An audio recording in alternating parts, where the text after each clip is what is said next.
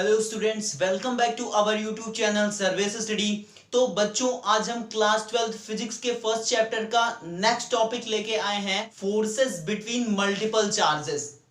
आज का टॉपिक क्या है हमारा? Forces between multiple charges. और इसी में हम बात करेंगे किसकी? सुपरपोजिशन प्रिंसिपल की। सुपर पोजीशन प्रिंसिपल, ठीक है। तो फोर्सेस बिटवीन मल्टीपल चार्जेस क्या है बच्चों? इसके पहले हमने क्या पढ़ा था? कूलम्स लॉ का वेक्टर फॉर्म पढ़ा था। मतलब कि हमने कूलम्स लॉ के बारे में सारा कुछ इंफॉर्मेशन कलेक्ट कर लिया था, मतलब पढ़ लिया था उसके बारे में सारा कुछ। तो इन सारे वीडियोस का लिंक आपको डिस्क्रिप्शन में मिल जाएगा, वहां पे जाके आप हमारी प्रीवियस वीडियो को देख सकते हो। तो आज का हमारा टॉपिक है कि अगर हमारे पास कूलम्स लॉ में क्या था कि दो पॉइंट चार्जेस के बीच में जो फोर्स लग रहा था उसको हम कैलकुलेट कर रहे थे, उसको हमने डिस्कस किया था। लेकिन अगर हमारे पास मल्टीपल चार्जेस हो, मतलब कि दो से ज्यादा चार्जेस अगर हमारे पास हैं, तो वहां पे हम फोर्स कैसे कैलकुलेट कर पाएंगे? अगर मान लो हमारे पास चार चार्जेस हैं, Q1 Q2 Q3 और Q4, ये 2 है हमारा, तो यहां पे हम कैसे फोर्स कैलकुलेट करेंगे, वो टॉपिक हमको डिस्कस करना है आज, ठीक है। तो सपोज करो कि Q1 चार्ज पे इन सारे चार्जेस की वजह से जो फोर्स लग रहा है, उस फोर्स को अगर हमको कैलकुलेट करना है, तो फोर्स ऑन किस पे? Q1 पे, फर्स्ट वाले पे। तो F1 इक्वल टू क्या हो जाएगा बच्चों? अब देखो, जो हमारा चार्ज ये Q1 है, इस पे कौन कौन फोर्स अप्लाई करेगा? Q2 भी फोर्स लगाएगा, Q3 भी फोर्स लगाएगा और Q4 भी फोर्स लगाएगा। मतलब कि इस अकेले Q1 चार्ज पे इन तीन अदर चार्जेस की वजह से भी फोर्स अप्लाई होगा। क्लियर है सभी को? तो फर्स्ट वाले चार्ज पे Q2 चार्ज की वजह से कौन सा फोर्स लगेगा बच्चों? Force on one due to charge 2, force on one due to charge 2, ठीक है, प्लस वेक्टर है सभी।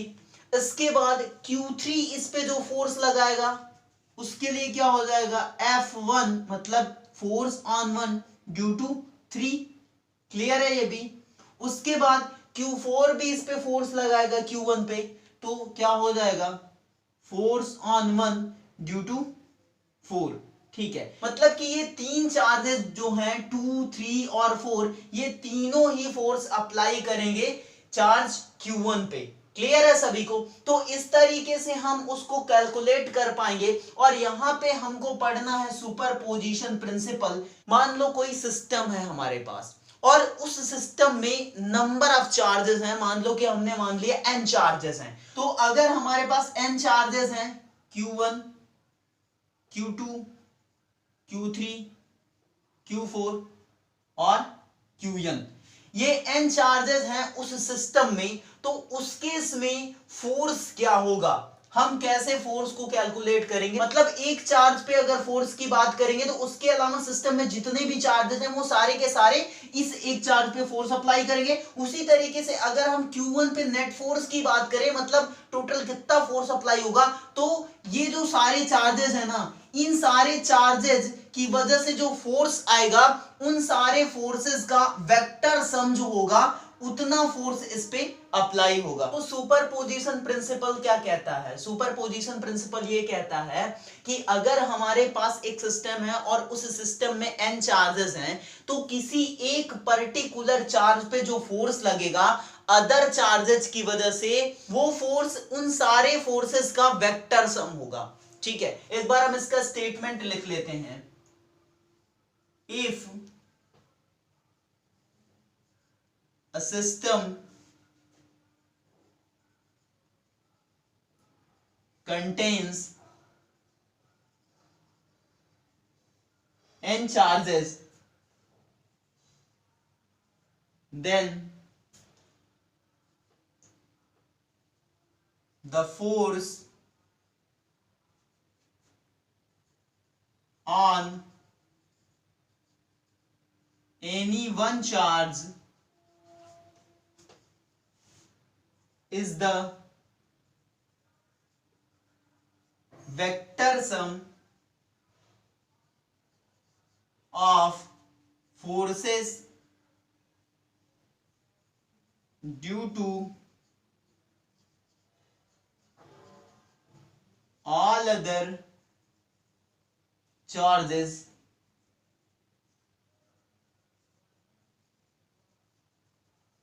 on that charge।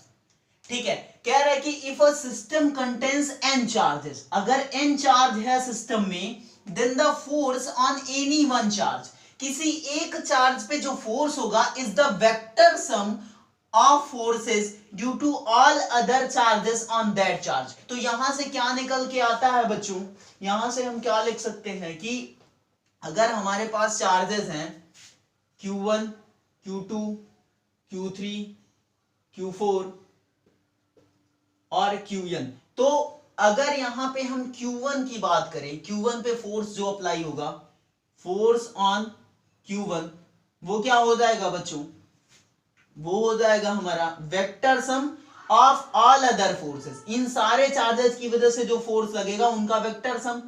तो F1 पे फोर्स जो लगाएगा कौन सा चार्ज, 2, उसके बाद F1 पे कौन लगाएगा, 3, इसी तरीके से क्या हो जाएगा, F1 पे कौन लगाएगा, N भी लगाएगा फोर्स। तो इन सारे का क्या हो गया, ये वेक्टर सम हो गया। तो ये हमारा चार्ज 1 पे जो फोर्स होगा वो होगा। ठीक है, और ये F कहां से आएगा बच्चों, ये हमारा आएगा कूलम्स लॉ से, आप रख सकते हैं इसको। ये क्या हो जाएगा, कूलम्स लॉ क्या था, K, उसके बाद Q1 Q2 था, तो यहां पे Q1 है और Q2 है, तो रख दो आप Q1 Q2 अपॉन में, अब क्या हो जाएगा R12 का स्क्वायर और क्या हो जाएगा R12 कैप। क्लियर है, इसके बाद प्लस अगर इसके लिए लिखेंगे 13 के लिए, तो क्या हो जाएगा K Q1 और यहां पे 3 आ जाएगा Q3, फिर नीचे क्या हो जाएगा R13 का स्क्वायर और R13 कैप। ठीक है, इसी तरीके से क्या हो जाएगा, n के लिए अगर लिखेंगे तो क्या होगा, K Q1 Qn अपॉन में R1n का स्क्वायर R1n कैप। क्लियर है सभी को इतना, तो ये हो जाएगा। इसमें आप कॉमन लेके वो सारी चीजें भी कर सकते हो, या मैं कर दे रहा हूं नीचे, क्या हो जाएगा, ये F1 equal to K common है और आपका क्या कॉमन है, Q1 कॉमन है, वो भी कॉमन कर लो Q1, तो यहां पे कितना बचेगा, Q2 अपॉन में R12 का स्क्वायर और R12 का कैप प्लस Q3 R12 का कैप, सॉरी R13 का कैप हो जाएगा और R13 का स्क्वायर हो जाएगा। इसी तरीके से क्या आ जाएगा यहाँ पे Qn अपॉन में R1n का स्क्वायर R1n का कैप। ठीक है, ये आ जाएगा। तो ये हमारा क्या हो जाएगा, नेट फोर्स ऑन Q1 हो जाएगा। इसको अगर थोड़ा सा आप समेशन का यूज करके लिखना चाहते हो तो लिख सकते हो, क्या हो जाएगा, फाइनली F1 इक्वल टू क्या हो जाएगा, KQ1, KQ1 ये सेम रहेगा, यहां पे समेशन यूज कर लेते हैं। ठीक है, अब क्या है बच्चों, Q2 है तो Q लिख लेते हैं अपॉन में R1, 1 सब में है तो 1 हमारा रहेगा ही, R1 का स्क्वायर, अभी और लिख रहा हूं, और इधर भी R1 का कैप। ठीक है, अब देखो यहां पे हम क्या कर देते हैं, I और यहां भी I और यहां भी I। ठीक है, 1I, I is equals to क्या हो जाएगा, I इक्वल टू पहले के लिए क्या है, 2 है, फिर 3 है, तो ये I इक्वल टू 2 से कहां तक जा रहा है बच्चों, n तक जा रहा है, तो n तक हो जाएगा। ये आपका फाइनल एक्सप्रेशन हो जाएगा। क्लियर है सभी को, KQ1 summation I is equals to 2 to n QI upon में R1I का स्क्वायर R1I का कैप। यहाँ पे I अगर पहला रखोगे तो 2 आएगा, तो R12 देखो वही आएगा ना, R12 कैप और R12 स्क्वायर। अगर I इक्वल टू 2 से कहां तक है, n तक है, तो 2 के बाद क्या आएगा, 3 रखोगे तो ये वाला आ जाएगा, 4 रखोगे तो अगला आ जाएगा, इस तरीके से आ जाएगा। तो सुपरपोजिशन प्रिंसिपल सभी को क्लियर है। एक चार्ज पे ऑल चार्जेस की वजह से जितने भी सिस्टम में चार्ज होंगे उन सारे चार्जेस की वजह से जो फोर्स अप्लाई होगा उन सभी फोर्सेस का जो वेक्टर सम होगा that is the net force on the particular one charge. Clear है सभी को? ठीक है।